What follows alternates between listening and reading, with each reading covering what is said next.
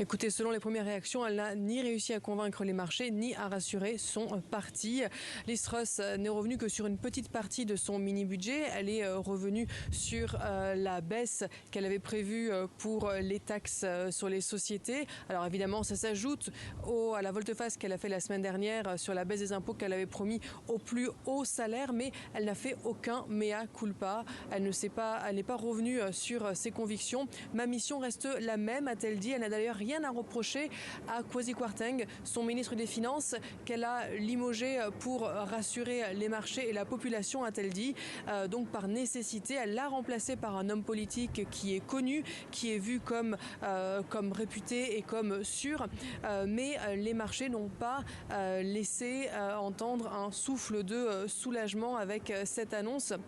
Et le parti, lui non plus, n'est pas très convaincu. Certains députés estimeraient même que ce discours a empiré les choses. Ils ont qualifié cette performance de robotique. Liz Truss semble être encore plus critiquée ce soir qu'elle ne l'était ce matin.